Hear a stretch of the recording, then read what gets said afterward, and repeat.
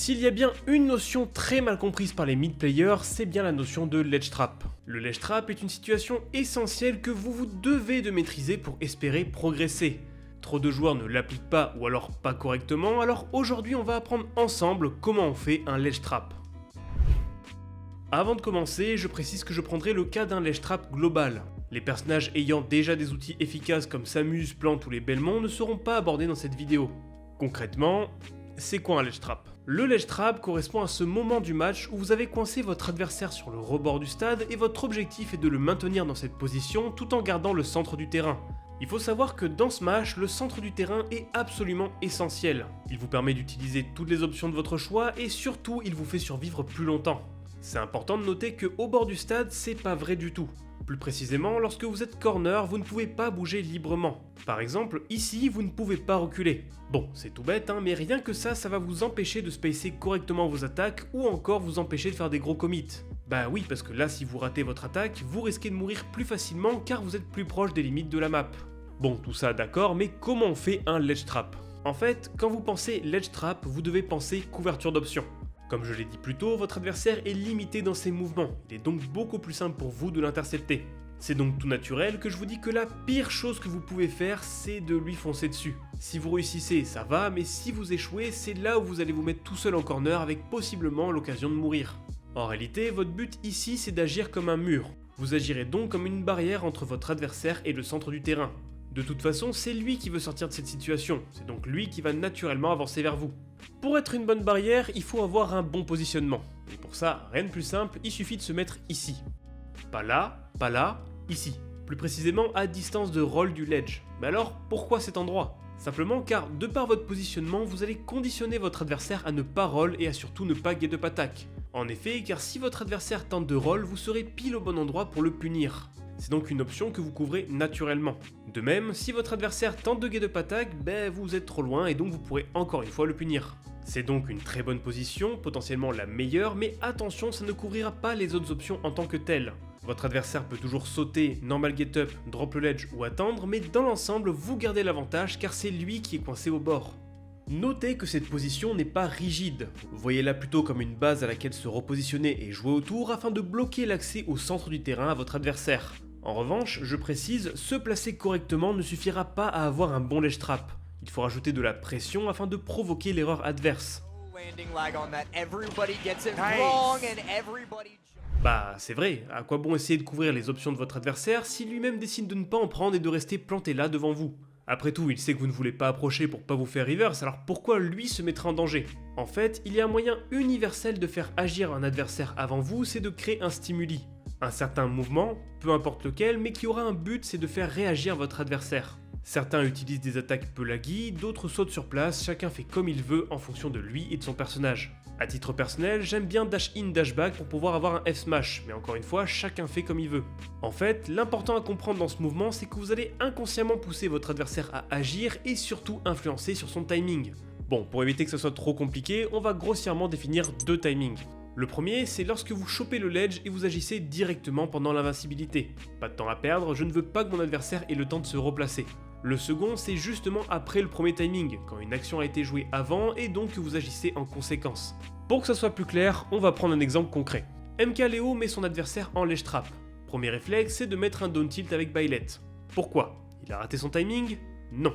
C'est pour faire inconsciemment comprendre à son adversaire que « Je suis en parfaite position pour te two-frame.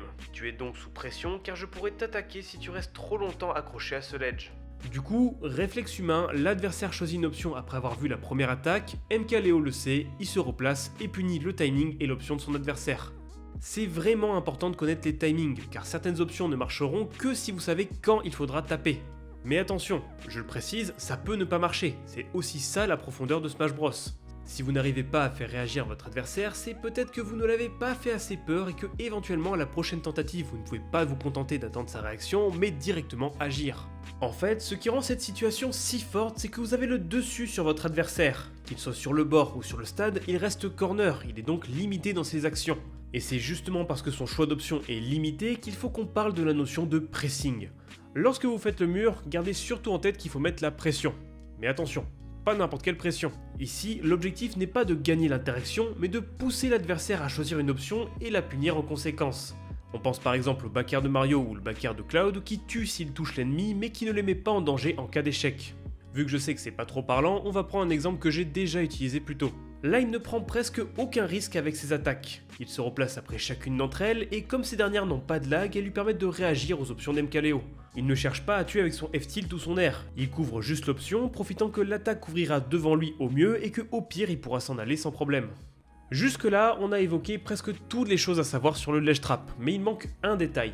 Vous devez comprendre que c'est important pour vous de jouer de vos hitbox. C'est vous qui êtes en position de force, c'est donc à vous de vous imposer. Si dans cette position vous mettez votre shield, vous offrez à votre adversaire l'occasion de respirer et c'est justement pas du tout ce qu'on cherche. Après tout, faut se rappeler que si vos deux attaques trade, vous êtes sur le terrain et lui doit une nouvelle fois regagner le bord de ce dernier. Mais en fait, c'est ultra craqué le ledge trap, on fait comment pour sortir de ça? Rassurez-vous, comme toute technique de Smash Bros, ça a des failles et le plus souvent des failles humaines.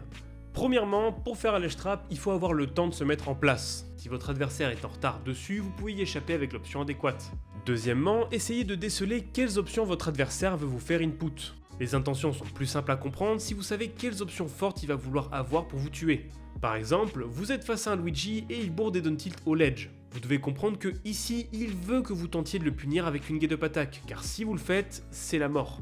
A la place, faites une roll ou un jump. Ce sera plus dur pour lui d'avoir ce qu'il veut et vous vous faufilerez beaucoup plus facilement hors de son ledge trap. Troisième chose, un adversaire qui ne maîtrise pas bien son ledge trap va souvent garder un timing de stimuli prévisible. S'il se met à sauter bêtement en espérant que quelque chose se passe, non seulement il se passera rien, mais en plus vous aurez une fenêtre sur laquelle vous fixez pour échapper à la pression. What is this movement? Oh, you're dead. He does. He just died here for that. Quatrièmement, pensez à mouler votre ledge trap en fonction des habitudes de votre adversaire. Vous remarquerez avec le temps que les habitudes priment sur la réflexion, en particulier dans les situations de stress. Certains aiment roll, d'autres préféreront sauter, alors soyez sûr de déceler ces habitudes et placez-vous de sorte à les punir. Cinquième et dernier point, prêtez attention aux personnages adverses. Si par exemple vous affrontez un Amphinobi, évitez de sauter car là vous allez vous mettre à portée du fer et en plus lui ne prend pas trop de risques en le faisant. De l'autre côté, si vous faites une normale get-up et un shield, eh ben qu'est-ce qu'il va faire? Potentiellement un grab, c'est vrai, mais ça vous tue pas, donc de temps en temps cette option va vous permettre de sortir de situations compliquées. Et voilà, je pense qu'on a fait le tour. Gardez en tête qu'un bon ledge trap ne se travaille pas en quelques heures et que vous aurez besoin d'énormément de pratique pour le rendre efficace. Avec l'expérience, vous comprendrez comment l'adapter à certains match-up et peu à peu cela va vous faire progresser. Malgré tout, les informations que je vous ai données restent match-up dépendants. En d'autres mots, ça reste à vous d'adapter votre ledge trap au personnage de votre adversaire pour éviter de vous faire surprendre. Par exemple, Wii Fit a la plus longue roll du jeu et vous demandera donc de vous placer plus loin. Autre exemple, Bowser a la plus longue get-up attack du jeu, donc là encore positionnez-vous en fonction. Si vous souhaitez voir des exemples de top players gérant parfaitement leur ledge trap, je vous conseille de regarder des joueurs comme Mkaleo ou encore Léon chez nous qui maîtrisent parfaitement cette notion. Et voilà, c'est ainsi que cette vidéo se termine. Elle a demandé beaucoup de temps de réalisation et de relecture, alors j'aimerais remercier du fond du cœur Réan qui a bien voulu une nouvelle fois me prêter main forte pendant la production de cette dernière. J'espère que cette vidéo vous aura plu et appris des choses, alors si c'est le cas, pensez à vous abonner ainsi qu'à me suivre sur Twitter, comme ça vous ne louperez rien des prochains épisodes. Quant à moi, je pense que j'ai tout dit, je vous dis donc à la semaine prochaine pour une nouvelle vidéo. Salut!